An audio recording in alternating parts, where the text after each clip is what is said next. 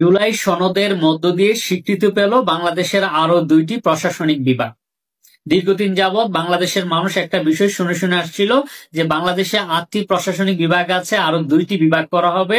কুমিল্লা এবং ফরিদপুর বিভাগের কথা আমরা শুনছিলাম, এবং কুমিল্লা এবং ফরিদপুর বিভাগকে নিয়ে গত সরকারের আমলে অনেক টালবাহানা হয়েছে, অনেক নাটক হয়েছে। আমরা শুনেছিলাম কুমিল্লা এবং ফরিদপুর যে 2টি বিভাগ হবে, দুটি বিভাগ হবে পদ্মা এবং মেঘনা নদীর নামে। এরপর আসলে দুই অঞ্চলের মানুষ এটা মানতে পারেনি।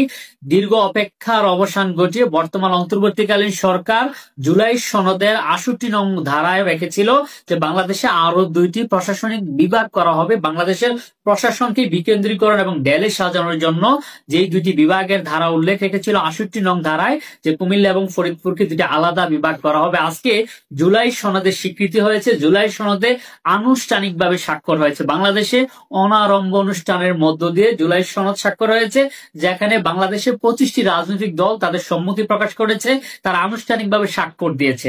আমরা ইনশাল্লাহ আমরা আশাবাদী খুব শীঘ্রই যে 2টি বিভাগ কুমিল্লা এবং ফরিদপুর বিভাগ সহ জুলাই সনদের কার্যক্রম 31 অক্টোবরের মধ্যে শুরু হবে, এটা প্রত্যাশা করছে দেশের সকল রাজনীতিবিদ। এবং আমরা শুনেছি এটুকু যে যখন থেকে কুমিল্লা এবং ফরিদপুর বিভাগের ঘোষণার কথা শুনছিলাম, তখন থেকে কুচক্রী মহল উঠে পড়ে লেগেছিল কুমিল্লা এবং ফরিদপুর বিভাগকে বানচাল করার জন্য। তারা বিভিন্ন জায়গায় আন্দোলন সংগ্রাম চালিয়ে যাচ্ছিল।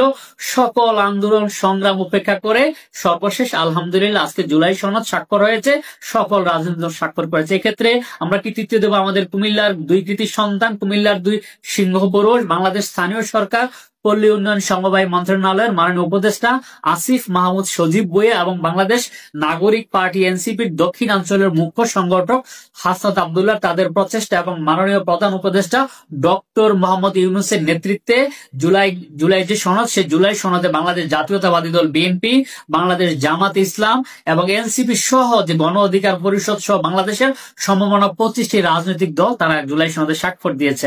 আমরা আশা করছি এই অক্টোবর মাসের মধ্যে ইনশাল্লাহ কুমিল্লা বিভাগের আনুষ্ঠানিক কার্যক্রম শুরু হবে। কুমিল্লা এবং ফরিদপুরবাসী যে আশা এতদিন বুক বেঁধেছিল, বিশেষ করে আমাদের কুমিল্লা অঞ্চলের 6 জেলার মানুষ, কুমিল্লা, চাঁদপুর, নোয়াখালী, লক্ষ্মীপুর, ফেনী, ব্রাহ্মণবাড়িয়া, এই 6 জেলার মানুষের আশা পূরণ হলো। ভিডিওটি এখানে শেষ করছি।